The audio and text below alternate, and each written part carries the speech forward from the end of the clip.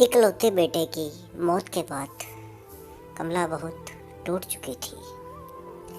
वह इस सदमे से उबर सके, यह सोचकर मदन ने कमला को कुछ दिनों अपने मायके चले जाने की सलाह दी। कमला ने भी उसे मान लिया। उसके मन में कुछ अनसुलझे सवाल थे जिनका जवाब शायद उसके मायके में ही था। कमला जैसे ही अपनी माँ के पास पहुंची तो जाते ही कमला को देखकर उसकी माँ बहुत दुखी हुई। उसे पहले से सारी बात पता थी, फिर भी कमला ने अपने मन के सारे विचार अपनी माँ को बताए, सारी कहानी उसे बताई। कमला की माँ ने सहज भाव से कमला की सारी बात सुनी और सुन करके उसे बताया कि बेटा, बात उस समय की है जब तू बहुत छोटी थी। एक बार घर के आंगन के बाहर सर्दी के मौसम में आग जल रही थी और उस आग के ही पास एक मेंढकी और उसका बेटा बैठा हुआ था। तो जब भी जानवरों को देखती थी तुझे बड़ा गुस्सा आता था।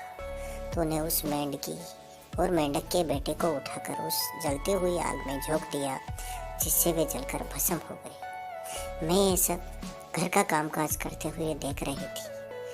तू बहुत खुश हो रही थी। जानवरों को सताने में तुझे बड़ा मजा आता था। मैं तुम्हारा यह विचित्र व्यवहार समझ नहीं पा रही थी। लेकिन बेटा, उसके दूसरे ही दिन से तू बहुत उदास रहने लगी थी। अचानक से तेरे व्यवहार में बहुत बड़ा बदलाव आ गया था। तू अपने आप ही बड़बड़ाती रहती थी। एक बार मन बहलाने के लिए तू घर से बाहर, गांव के बाहर एक छोटे से उपवन में घूमने के लिए चली गई। जब तू जा रही थी तो तुझे एक विचित्र सा दृश्य दिखाई दिया, कुछ अजब, कुछ अजीब।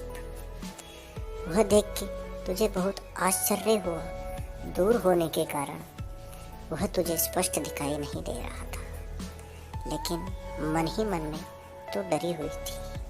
धीरे धीरे जब तू उस उपवन में गई तो उस बगीचे में तूने देखा कि कटे हुए पेड़ के सूखे तने में विचित्र सी आग जली हुई है। उस आग को देख करके तू बहुत डर गई थी। तूने इधर उधर लोगों को आवाज भी लगाई।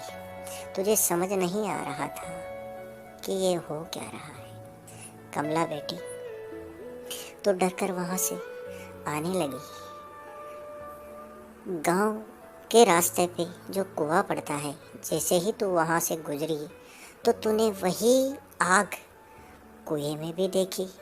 कुआं जल रहा है, ये सोचकर तो और घबरा गई थी। जब तू घर आई तो तेरी मानसिक स्थिति सही नहीं थी। तो बहुत घबरा चुकी थी। तूने मुझसे जब ये बात कही तो मैंने तुझे बहुत समझाया, पर बेटा, तू बार बार एक ही बात कह रही थी कि माँ, मैंने माँ और बेटे को अलग कर दिया।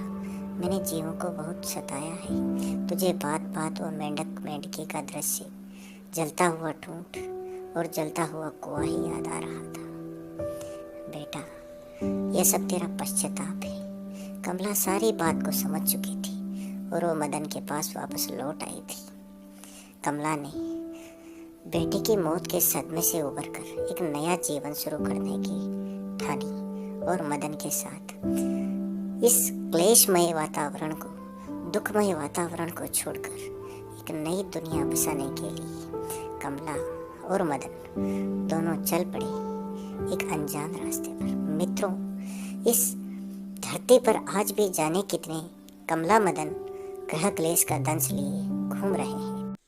धन्यवाद।